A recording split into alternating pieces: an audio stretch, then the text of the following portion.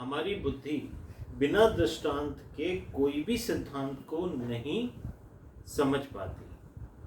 ठीक है, बुद्धि में घुसती नहीं है बात। एग्जाम्पल जरूरी है। तो यहाँ पे डोंगरे जी महाराज कहते हैं, एक दृष्टांत देता हूँ। तुंगभद्रा नदी के तट पर आत्मदेव नाम का एक ब्राह्मण रहता था। उसके घर में बहुत संपत्ति थी, पर वह संपत्ति के अभाव में दुखी रहता था। क्या हुआ कि तुंगभद्रा नदी है एक, और उसके किनारे पर आत्मदेव नाम के एक ब्राह्मण रहते थे। क्या नाम था उनका? आत्मदेव। उनके घर में बहुत संपत्ति थी, पर वह संपत्ति के अभाव में दुखी रहता था। थोड़ा सोचकर देखिए तो पता चलेगा कि हम सब आत्मदेव जैसे हैं। ये जीव परमात्मा का अंश है। आत्मा को देव बनना पसंद है। जिसका जीवन दिव्य है, जो परमात्मा से प्रेम करता है, वह देव बनता है। ये जीव तुंगभद्रा नदी के तट पर रहता है। भद्र शब्द का अर्थ है कल्याण। बहुत ही कल्याण करने वाली नदी यह देह है। मानव शरीर में रहने वाला जीवात्मा स्वयं अपने को और दूसरे को भी देव बना सकता है। ऐसी शक्ति प्रभु ने उसे दी है। देव बनने के लिए ही मानव का जन्म हुआ है। आत्मा को देव बनना पसंद है। नर को नारायण के शरण में जाना है। जीव को शिव बनना पसंद है। आत्मदेव की पत्नी का नाम है धुंधुली। क्या नाम है? धुंधुली। धुंधुली का वर्णन महर्षि व्यास जी ने किया है। उनका कहना है कि धुंधुली हमारी बुद्धि में बसती है। मनुष्य की बुद्धि धुंधुली के समान है, कुतर्क करने वाली। द्विधावृत्ति ही धुंधली है। प्राय बुद्धि संसार के विषय में सोचती रहती है। बुद्धि को अन्य की निंदा बहुत भाती है। वह अपने बारे में नहीं सोच सकती कि मैं कौन हूँ, मेरा असली वर्तन क्या है। बुद्धि का पति आत्मा है, पर बुद्धि आत्मा स्वरूप के विषय में सोचती नहीं है। मानव बुद्धि धुंधली के समान है। धुंधली क्रूर है। जो बुद्धि काम सुख के विषय में सोचती है, वह क्रूर बनती है, कपटी हो जाती है, पत्थर सदृश कठोर हो जाती है। जब मानव थोड़ा सा काम सुख चाहता है तब वह बहुत बुरा नहीं है, पर काम सुख का चिंतन बहुत बुरा है।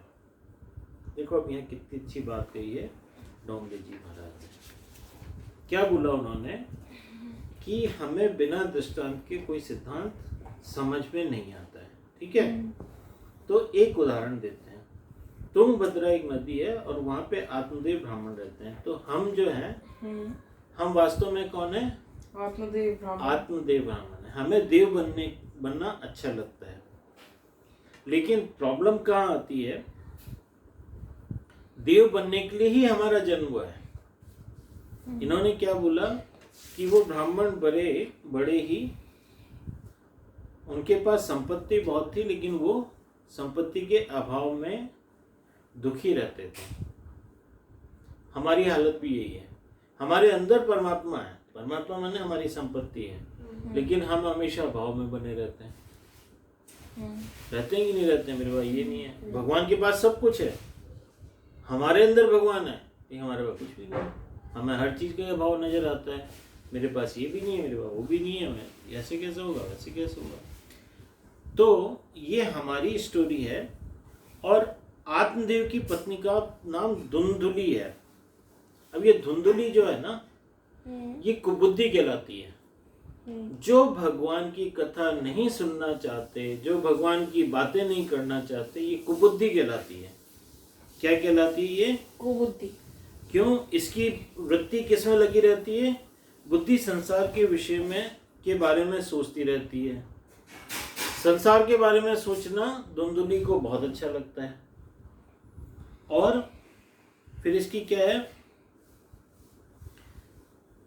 कि मानव बुद्धि धुंधली के समान है। धुंधली क्रूर है। अब क्रूर यहाँ किसको कहा गया है? जो बुद्धि काम सुख के विषय में सोचती है वो क्रूर बनती है। जो अपने विषय में, शरीर के बारे में सोचती है, जिसको शरीर का चिंतन हमेशा लगा रहता है। अब मेरे यहाँ पे ये हो रहा है, मेरे शरीर में ये हो रहा है, मेरा शरीर ऐसा हो रहा है, मेरा शरीर वृद्ध हो रहा है, मेरा शरीर रोगी हो रहा है, मेरा शरीर के अंदर ये प्रॉब्लम हो रही है, मेरे शरीर में। जो शरीर के विषय में सोचती रहती है वो धुंधली है। और वो क्रूर हो जाती है। जो बुद्धि काम सुख के विषय में सोचती है वो क्रूर हो जाती है, कपटी हो जाती है और पत्थर सदृश कठोर हो जाती है। फिर उसको किसी का भला बुरा नहीं नजर आता, उसको अपना ही अपना नजर आता है। जब मानव थोड़ा सा काम सुख चाहता है तो वह बहुत बुरा नहीं है, पर काम सुख का चिंतन बहुत बुरा है। अब काम और सुख, मैं क्या चाहता हूं और मेरे शरीर को सुख मिल रहा है कि नहीं मिल रहा है, जो ये चिंतन करता रहता है, इसके बारे में सोचता रहता है, जो परमात्मा के बारे में नहीं सोचता, परमात्मा के बारे में सोचना जिसको अच्छा नहीं लगता, वो बुरा है और वो कपटी स्वभाव है, वो पत्थर सदृश कठोर हो जाता है। लोक वार्तारता क्रूरा प्रायशो बहु जल्पिका शूरा च ग्रह कृत्येषु कृपणा कलह प्रिया। बहुत बोलने वाली बुद्धि का पति जीवात्मा है। बुद्धि के साथ जीव का विवाह हुआ है। आत्मा और बुद्धि का संबंध हो जाने के बाद भजनानंदी किसी संत का सत्संग किया जाए तो विवेक रूपी सत्पुत्र का जन्म होता है। माने जो बुद्धि है ना, उससे किसकी शादी हुई है? जीवात्मा की। और आत्मा और बुद्धि का संबंध हो जाने के बाद भजनानंदी किसी संत का सत्संग किया जाए। अगर आत्मा और बुद्धि मिल जाए, उसके बाद अगर जीवन में सत्संग आ जाए और वो भी किसी समर्थ संत का, तो फिर विवेक रूपी सत्पुत्र का जन्म होता है। किसका जन्म होता है? विवेक रूपी, जो हमारे अंदर अच्छा और बुरा का फर्क करने वाला रूपी बुद्धि है, उसका जन्म होता है। संपत्ति से सत्पुत्र की प्राप्ति नहीं होती। जब सत्संग करते हैं सत्पुत्र की प्राप्ति होती है। हमारे पास बहुत पैसा आ जाए ना, उससे सद्बुद्धि नहीं आएगी, लेकिन हमारे अंदर थोड़ा सा भी सत्संग आ जाए तो उससे तुरंत सद्बुद्धि आ जाती है। तो विवेक संपत्ति से नहीं मिलता, वह सत्संग से ही मिलता है। मेरे लिए क्या अच्छा है क्या बुरा है, ये हम लोग संपत्ति कमा लेंगे ना, हमारे 5-5 बंगले हो जाएंगे, गाड़ियां हो जाएंगी, सब कुछ हो जाएगा, उससे हमारे अंदर अच्छे बुरे की पहचान नहीं आएगी। वो किससे आएगी? सत्संग से आएगी। जो सत्संग नहीं करते हैं उन्हें विवेक रूपी सत्पुत्र की प्राप्ति नहीं होती है। जिनका मन सत्संग में नहीं लगता, जो सत्संग करना नहीं चाहते, जो सत्संग में नहीं जाते, उनको कभी सही और गलत की पहचान नहीं हो पाती है। आत्मदेव ने संपत्ति का उपभोग किया पर सत्संग नहीं किया। आत्मदेव की कहानी सुना रहे हैं, तो उन्होंने संपत्ति का उपभोग किया, उन्होंने बहुत पैसा कमाया, बहुत ज्ञान अर्जन किया, लेकिन सत्संग नहीं किया और इससे वह दुखी हुआ और एक दिन आत्महत्या करने के लिए नदी के तट पर गया। एक सन्यासी महात्मा घूमते घूमते वहां पहुंचे। उनका नियम था कि वे झोली में मधुकरी लेने जाते और 5 घरों में मधुकरी मांग कर लाते। मधुकरी का अन्न गंगा जी में डालते, अन्न का स्वाद जल देवता को समर्पित करते और फिर वही स्वाद विहीन अन्न दिन में एक बार स्वयं ग्रहण करते। वस्तुतः स्वाद में जिसका मन लगा रहता है उसे भक्ति रस की प्राप्ति नहीं होती है। सन्यासी की दृष्टि आत्मदेव पर पड़ी। उन्होंने आत्मदेव से कहा, दोपहर हो गई, आप मुझे दीख पड़ते हैं, थोड़ा प्रसाद ग्रहण कीजिए, फिर मैं आपके सुख दुख की बात सुनूंगा और मुझसे जो होगा वह अवश्य करूंगा, आप थोड़ा प्रसाद दीजिए। आत्मदेव ने कहा, महाराज घर में अन्न तो बहुत भरा पड़ा है पर खाने वाला कोई नहीं, इससे आत्महत्या के लिए आया हूँ। एक सन्यासी थे, वो क्या करते थे, उनका नियम था कि वो झोली लेकर के और भिक्षा मांगने जाते थे और सिर्फ 5 घरों से भिक्षा लेते थे और जो भिक्षा के अन्न मिलता था वो गंगा जी में डाल देते थे। अन्न का स्वाद जल देवता को समर्पित करते हैं और फिर वही स्वाद विहीन अन्न जब वो गंगा जी में घुल मिल जाता अच्छे से और उसका टेस्ट सारा चला जाता, जैसे पोटली में भर के लाया ना, पोटली गंगा जी में डाल दी, अब उसको हिला दिया तो उसके अंदर जो भी स्वाद है, अगर गुलाब जामुन है तो पानी में घुल के क्या होगा, कुछ नहीं बचेगा, सब उसका टेस्ट चला जाएगा। फिर वो जब उसमें कोई भी टेस्ट नहीं रहता था अन्न का स्वाद जल देवता को समर्पित करे और फिर वही स्वाद विहीन अन्न दिन में एक बार स्वयं ग्रहण करते थे। उसके बाद वो खाना वो खुद खाते थे। तो स्वाद के लिए नहीं खाते थे, वो पेट भरने के लिए खाते थे। वस्तुतः स्वाद में जिसका मन लगा रहता है उसे भक्ति रस की प्राप्ति नहीं होती। अब यहाँ पे बोला है जो टेस्ट के लिए खाना खाते हैं ना, पकोड़े, वो भी किसके, पनीर के, प्याज की कचौरी, पिज्जा, उसके अंदर सॉस ऐसा होना चाहिए। तो यहाँ पे वो संत महाराज कैसे थे, सब घोल देते थे पानी में, और पानी में टेस्ट तो बह जाता था और फिर वो बचा हुआ खाना खाते थे। तो ऐसे लोग जो स्वाद नहीं लेते हैं उनको भक्ति का रस प्राप्त होता है। जो स्वाद में अटके रहते हैं उनको भक्ति देवी पूछती नहीं है। सन्यासी की दृष्टि, अब इन सन्यासी की दृष्टि किस आत्मदेव पर पड़ी, जो आत्महत्या करने आए थे। और वो क्यों दुखी थे, क्योंकि उन्होंने सत्संग नहीं किया था। तो जब आत्महत्या करने आए तो उन्होंने कहा भाई पहले आप भी, मैं जो खा रहा हूँ आप भी प्रसाद की तरह ग्रहण करो, और उसके बाद अपन एक दूसरे के सुख दुख की बात करेंगे। तो उन्होंने बोला महाराज मेरे पास अन्न तो बहुत है, लेकिन मैं तो यहाँ मरने के लिए आया हूँ। सन्यासी महाराज आत्मदेव को समझाने लगे, तुम आत्महत्या करना चाहते हो पर आत्महत्या बहुत बड़ा पाप है, तुम आत्महत्या मत करो। उन्होंने कहा भाई ये जो तुम कर रहे हो ये ठीक नहीं है, आत्महत्या बहुत बड़ा पाप होता है, तुम्हें नहीं करना चाहिए। तुम्हारे घर में किसी लड़के का जन्म हुआ तो इसमें क्या बुरा है, परमात्मा जिस स्थिति में रखते हैं उसी में संतोष मानना चाहिए। भक्ति इसी प्रकार हो सकती है, जिसको प्राप्त स्थिति में संतोष नहीं वह भक्ति नहीं कर सकता। लड़के की प्राप्ति से सुख प्राप्त नहीं होता है। आपका लड़का लायक है तब घर का विचार मत कीजिए, अब आप अधिक भक्ति कीजिए। मैं जिसकी भक्ति कर रहा हूँ बहुत कम है, ऐसा सोचकर भक्ति कीजिए। लड़का योग्य नहीं है तो भी प्रभु की कृपा मानिए। कई लोग ऐसे हैं कि लड़का प्राप्त न होने पर मन में ग्लानि का अनुभव करते हैं और मन ही मन जलते रहते हैं। अरे अपना कल्याण जब आप स्वयं नहीं कर सकते तो वह लड़का क्या करेगा। प्राय माता पिता अपने पुत्र के लालन पालन में, पढ़ाने ये में और विवाह आदि में इतना अधिकांश जीवन पूरा कर देते हैं। मनुष्य अपने लिए कुछ नहीं कर पाता और पुत्र भी कुछ नहीं करता। सन्यासी महात्मा आत्मदेव को समझाते हैं, तुम्हारे कोई लड़का नहीं है तो क्या बुरा है, अपना कल्याण तुम्हें स्वयं करना है। आत्मदेव कहता है महाराज पिंडदान देने वाले तो कोई होना चाहिए। संत कहने लगे पिंडदान तुम्हें ही देना है। कलयुग में पुत्रों को अपने माता पिता के श्राद्ध करने की फुर्सत ही नहीं है। कलयुग में पुत्र श्राद्ध करने वाले नहीं हैं। लड़का श्राद्ध करेगा और मेरा उद्धार होगा, ऐसी आशा रखने का ये युग नहीं है। अपना श्राद्ध आप स्वयं कीजिए, अपना पिंडदान अपने हाथ से कीजिए। अब देखो यहाँ पे ना बड़ी गहरी बात कही है। क्या बोला सन्यासी महाराज ने कि वो आत्मदेव को समझाने लगे तुम आत्महत्या करना चाहते हो पर आत्महत्या करना बहुत बड़ा पाप है, नहीं करो, तुम्हें नहीं करनी चाहिए।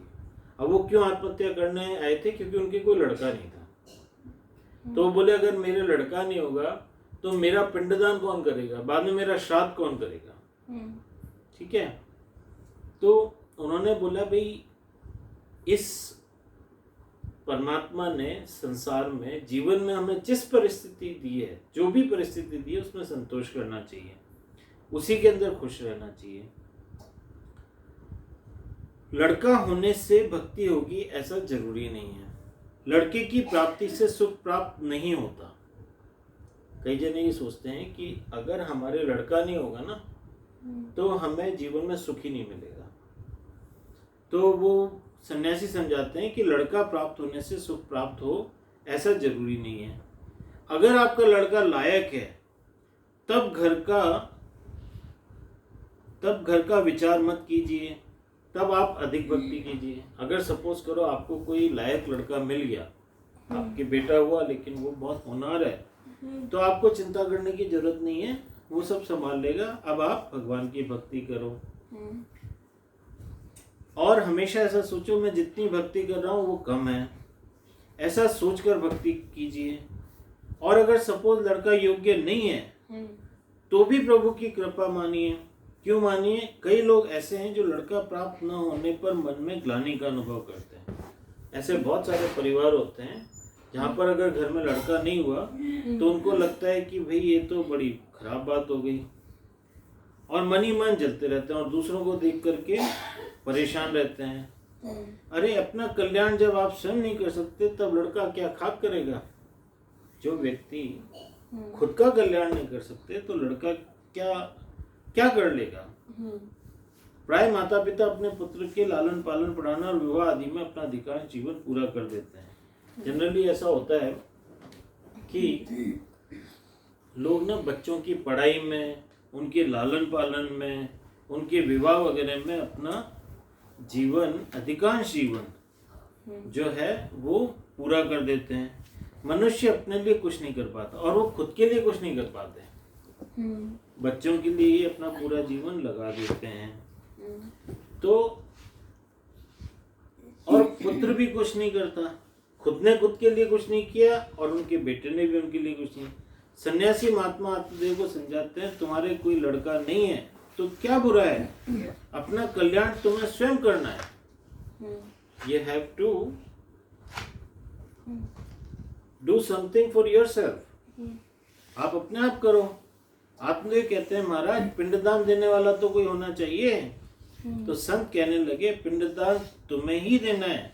कलयुग में पुत्रों को अपने माता पिता का श्राद्ध करने की फुर्सत भी नहीं है। आजकल जो बच्चे होते हैं ना, उनके अंदर अपने माता पिता का श्राद्ध करने का भी समय नहीं है उनके पास, बल्कि उनको ये भी नहीं पता पड़ता श्राद्ध कब आते हैं कब चले जाते हैं। कलयुग में पुत्र श्राद्ध करने वाले नहीं हैं। लड़का श्राद्ध करेगा मेरा उद्धार होगा, ऐसी आशा रखना इस युग में व्यर्थ है। अपना श्राद्ध आप स्वयं करिए, अपना पिंडदान अपने हाथ से करिए। इस शरीर को पिंड कहते हैं। शरीर पिंड परमात्मा को समर्पित कीजिए। वैष्णव तुलसी की कंठी पहनते हैं।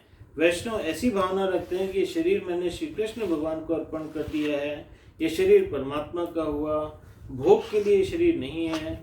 जिस वस्तु में तुलसी रखते हैं वह वस्तु कृष्णार्पण होती है। गले में तुलसी माला धारण करने का अर्थ होता है कि शरीर श्री कृष्णार्पण कर दिया है। जब शरीर का उपयोग भगवान के लिए हो सकता है, भोग के लिए नहीं हो सकता, जो निरंतर परोपकार करते हैं, भक्ति करता है, उसे मुक्ति मिलती है। चावल के या आटे के पिंड से मुक्ति मिलती है क्या? हमारे शास्त्रों में लिखा है कि श्राद्ध से सद्गति मिलती है। प्राय ऐसा होता है कि जीवात्मा वासना में लीन रहकर जीव छोड़ता है।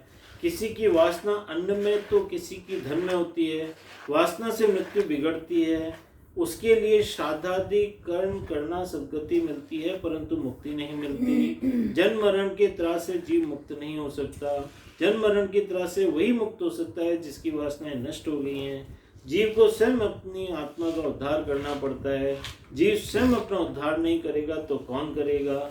मनुष्य स्वयं अपना श्राद्ध नहीं करेगा तो पुत्रादि क्या कर सकेंगे? तो यहाँ पर ये बोला है कि हमें अपना जीवन का उद्धार खुद ही करना है, किसी और पर निर्भर नहीं रहना है कि ये मेरी आने वाली जनरेशन मेरा उद्धार करेगी। अपने जीते जी स्वयं को भगवान को अर्पित कर दे। पिंडदान का मतलब ये शरीर पिंड है, अब इस पिंड को भगवान को अर्पित खुद ही कर चलो। तो बोलते हैं तुलसी की माला धारण करते हैं। जैसे अपन प्रसाद चढ़ाते हैं ना, तो उसमें तुलसी का पत्ता चढ़ाने का मतलब अब ये भगवान कृष्ण को अर्पित हो गया। ऐसे ही तुलसी की माला धारण करने का मतलब है कि अब हमारा ये शरीर भगवान को हमने अर्पित कर दिया। तो अब ये भगवान की भक्ति करने के लिए, अब ये भोग करने के लिए नहीं है शरीर। अब इस शरीर को भोग वृत्ति में नहीं डालना है, इसको भक्ति वृत्ति में डालना है। हमारी भक्ति वृत्ति से हमारी मुक्ति होगी। किसी कमिंग जनरेशन के किसी आटे की गोलियां चढ़ाने से हमारी मुक्ति नहीं होगी। अगर हम वासना में फंसे हुए हैं तो वासना को छोड़ने से हमारी मुक्ति होगी। किसी की धन में वासना है, किसी की भोग में वासना है, तो यहाँ पे ये बोलते हैं कि डोंगरे जी महाराज बहुत क्लियर बोलते हैं कि जिसकी वासना नष्ट हुई हो और स्वयं अपनी आत्मा को उद्धार करना है, जीव स्वयं अपना उद्धार नहीं करेगा तो कौन करेगा? मनुष्य स्वयं अपना श्राद्ध नहीं करेगा तो पुत्र क्या कर सकेंगे? सन्यासी महात्मा आत्मदेव को समझाते हैं, निश्चय कर लो कि अपना श्राद्ध मुझे स्वयं करना है। आत्मदेव कहता है, महाराज आपका उद्देश्य मुझे भाता नहीं है, मुझे पुत्र चाहिए, पुत्र होगा तो दिया जलाएगा। महात्मा कहने लगे, अरे कलयुग में पुत्र दिया नहीं जलाते, पर माता पिता का दिया बुझा देते हैं। तुम्हारे भाग्य में पुत्र का सुख नहीं है, तुम दुखी हो जाओगे। आत्मदेव कहने लगे, भले ही मैं दुखी हो जाऊं, पर मुझे तो पुत्र चाहिए। मेरे भाग्य में नहीं तो फिर अपने भाग्य से मुझे पुत्र दीजिए, मैं आत्महत्या करने के लिए आया हूँ। मैं आपके समक्ष सिर पटक कर मृत्यु की शरण में जाऊंगा। अब वो जिद करके बैठ गए, मुझे तो बेटा चाहिए। महात्मा जी समझा रहे हैं, भैया पुत्र तुम्हारा दिया जलाएगा ऐसा नहीं है। आजकल के पुत्र तो माता पिता का दिया मतलब उनको भी मार देते हैं, तो ऐसे पुत्र से क्या फायदा। तो बोले, महाराज जो भी हो, चाहे मेरे को वो दुखी करे तो मैं दुखी हो जाऊंगा, लेकिन मुझे तो पुत्र चाहिए। अगर आपने मुझे बेटा नहीं देने का आश्वासन दिया तो मैं आत्महत्या करने के लिए आया हूँ। आपके समक्ष सिर पटक पटक कर मृत्यु को की शरण में जाऊंगा। सन्यासी जी को दया आ गई। उन्होंने आत्मदेव को एक फल दिया और कहा, ये फल अपनी पत्नी को खिला देना। गर्भ रह जाने के बाद तुम दोनों पवित्र जीवन व्यतीत करोगे। निरंतर सत्कर्म करोगे तो उसका असर गर्भ पर भी होगा। बच्चा पेट में हो तभी से उसे अच्छे संस्कार देने चाहिए। हमारे शास्त्र में सगर्भा स्त्री के लिए बहुत से नियम बतलाए गए हैं। गर्भ पेट में आ जाए तब से सावधान रहिएगा। सगर्भा स्त्री के कार्य का असर बच्चे पर होता है। पति पत्नी पवित्र जीवन व्यतीत करें, सत्संग करें तो पुत्र ज्ञानी प्राप्त होता है, लायक होता है। पुत्र लायक होगा तो सुख मिलेगा, पर पुत्र नालायक होगा तो बहुत त्रास देता है। तो जब पिट्टू में आ जाते हैं ना बेबी, तब सत्संग करना चाहिए, भगवान की बातें करनी चाहिए, बहुत ज्ञान की बातें करनी चाहिए। अगर आप ये नहीं करोगे तो बेटा कैसा होगा, नालायक होगा, और नालायक होगा तो दुख देगा। और अगर उसने सत्संग सुना है, ज्ञान सुना है, भक्ति भाव उसके अंदर आता है, भगवान की कथाएं सुनी है, तो वो लायक होगा, और लायक होगा तो वो आपको सुख देगा। आत्मदेव फल लेकर घर पहुंचा। पत्नी को फल खिलाया नहीं बल्कि हाथ में दिया। पत्नी ने कहा, अभी मुझे फुर्सत नहीं है, मैं बाद में खा लूंगी। सत्संग में विवेक रूपी फल मिलता है, उसको ले जाकर पत्नी धुंधली को खिलाइए। आज कथा में क्या सुना, परमात्मा के दर्शन होते हैं। धुंधली गाय थी, धुंधली इसकी पत्नी है आत्मदेव की। अच्छा। यहाँ पर उन्होंने पत्नी को महात्मा जी का लाया फल दिया, और धुंधली जो पत्नी है ना, बेसिकली वो है कुबुद्धि। उसको सत्संग वगैरह से कुछ लेना देना नहीं है, उसको संतों की बातों में कुछ लेना देना नहीं है। उसको किस में मजा आता है, भोग विलास में मजा आता है, उसको अपनी घर गृहस्थी में मजा आता है। तो उसने तिरस्कार पूर्वक, अभी मुझे फुर्सत नहीं है, मैं बाद में खा लूंगी करके वो फल रख दिया। सत्संग से विवेक रूपी फल मिलता है, उसको ले जाकर पत्नी धुंधली को खिलाइए। आज कथा में क्या सुना, परमात्मा के दर्शन होते हैं या जीवन सफल होता है। कथा में सुना के मंदिर में भगवान के दर्शन करना साधारण दर्शन है। प्रत्येक मानव शरीर में भगवान के दर्शन करना असाधारण दर्शन है। कथा में जो सुनते हैं उसका मन न कीजिए, विवेक रूपी फल बुद्धि को खिलाइए। मतलब ये है कि आत्मदेव ने जो मतलब ये फल दिया, इसका मतलब क्या है कि उन्होंने जो हमारे सत्संग का फल होता है वो अपनी बुद्धि को खिलाना है, बुद्धि को समझाना है, मतलब अपनी पत्नी को समझाना है। बुद्धि यहाँ पे पत्नी से मतलब, तो पत्नी को जो हमें सत्संग में मिला है वो घर पे आके सुनाना चाहिए। क्या सुना, परमात्मा के दर्शन कैसे होते हैं, जीवन सफल कैसे होता है, ये सब सुनाना है अपनी बुद्धि को। और बुद्धि ये जब फल खाएगी तभी विवेक रूपी पुत्र का जन्म होगा। अगर बुद्धि के अंदर ये सारी चीजें नहीं आएंगी तो विवेक रूपी पुत्र का जन्म नहीं होगा, सुबुद्धि प्राप्त नहीं होगी। आत्मदेव ने धुंधली को फल खिलाया नहीं पर हाथ में दिया। धुंधली ने फल खाया नहीं, उसने सोचा अभी इस फल को खाने से गर्भ रहेगा और इससे घर का काम नहीं हो सकेगा। वो इतनी बेवकूफ थी कि उसने वो फल खाया ही नहीं। ने बोला ऐसे तो परेशानी हो जाएगी, तो उसने वो फल खाया नहीं। प्रसूतो दारुणम दुखम सुकुमारी कथम सहे। अरे बाप रे। भागवत महात्म्य में चौथे स्कंद में 47 नंबर का श्लोक है। सगर्भा स्त्री को दुख होता है, पुत्र से भी क्या सुख मिलता है। लौकिक सुख दुख देता है, बीच में थोड़े से सुख का आभास होता है। वैराग्य को जागृत करने के लिए लौकिक सुख में कितने दुख हैं, इसका वर्णन इस अध्याय में वर्णित है। संतान के लालन पालन में माँ को बहुत सहना पड़ता है। मुझे सरगर्भा नहीं होना है, मैं बांझी अच्छी हूँ, पर घर आने पर वे पूछेंगे तो क्या कहूँगी। धुंधली की छोटी बहन मिलने आई थी, उसने बहन से कहा तुम्हारे जिया जी ये फल लाए हैं और कहते हैं कि इस फल को खा जाओ तो संतान मिलेगी। मैं ये फल खाना नहीं चाहती। बहन सलाह देती है तुम गाय को खिला दो, जो कुछ होगा गाय को होगा, तुम्हें कुछ भी नहीं होगा। मेरे पेट में गर्भ है, कुछ महीने के बाद मैं तुम्हें बच्चा दे दूंगी। तुम आज से ही नाटक करना शुरू कर देना कि तुमने फल खाया है और तुम्हें गर्भ रह गया है। आत्मदेव तो भोले हैं, उन्हें कहाँ समझ है। बुद्धि की छोटी बहन है मन। मन बुद्धि को झूठ मूठ समझा देता है। मन अनेक बार ठगता है। बुद्धि मन की सलाह लेकर दुखी होती है। मन पर विश्वास रखने वालों का मन गड्ढे में गिराता है, ठगता है। धुंधली ने फल नहीं खाया, गाय को खिला दिया। धुंधली ने कपट किया, नाटक किया, उसके पेट से गर्भ रहा है। एक रात्रि में वह बहन का पुत्र ले आई और सुबह जाहिर किया कि उसे पुत्र हुआ है। अब देखो, दो बहनों ने मिलकर के चाल चली, अपने पति को ही बेवकूफ बना दिया। वो जो लाया था ना फल वो तो गाय को खिला दिया। मैंने तभी तो बोला था कि वो गाय को खिला देते, तो धुंधली क्या गाय का नाम था, तो मैं ये भूल गई थी कि वो उसकी पत्नी का नाम था, मगर गाय को खिलाती है। और धुंधली की जो बहन है उसने बोला कि मेरे भी अब बच्चा होने वाला है, तो वो बच्चा मैं तुम्हें दे दूंगी, तो तुम अपने पति को बोल देना कि ये मेरे पुत्र हुआ है। उसको कहाँ पता पड़ेगा, बेवकूफ आदमी है तो। आत्मदेव स्नान करके पुत्र दर्शन करने गए। बालक को देखकर उन्हें थोड़ी शंका हुई। ये बालक कल का जन्मा नहीं प्रतीत होता, ये तो 3 महीने का प्रतीत होता है।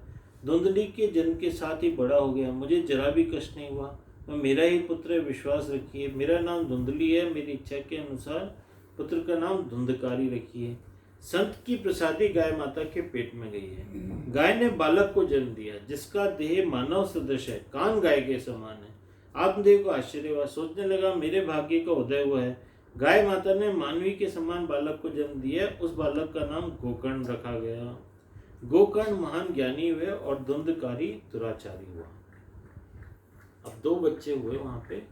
एक तो उसकी सिस्टर का बेटा जो वो अपनी सिस्टर के पास छोड़ गई, और एक गाय को जो पुत्र हुआ, क्योंकि संत का आशीर्वाद था तो वो मनुष्य जैसा हुआ, लेकिन उसके कान गाय जैसे थे, तो उसका नाम गोकर्ण रखा गया, गाय के समान। और वो बहुत ज्ञानी हुए। गोकर्ण पंडितो ज्ञानी, धुंधकारी महाखल है। स्नान शौच क्रियाहीनो, दुर्भक्षी क्रोध वर्धित है। दुष्परिग्रह करता च शव हस्तेन भोजनम। गोकर्ण महापंडित ज्ञानी है, भजनानंदी संत परम।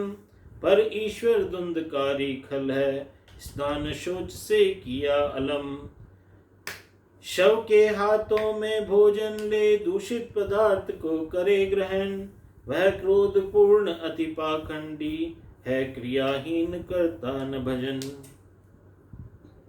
तो यहाँ पर ये बोला कि जो गोकर्ण हुए वो तो सदाचारी हुए, महापंडित हुए, ज्ञानी हुए, भजनानंदी हुए, संत हुए, पर जो धुंधकारी खल है वो स्नान शौच से किया न नहाने की सुध है, न शौच की सुध है, न तो वो सफाई रखता है, नहीं स्नान करता है। शव के हाथों से भोजन ले।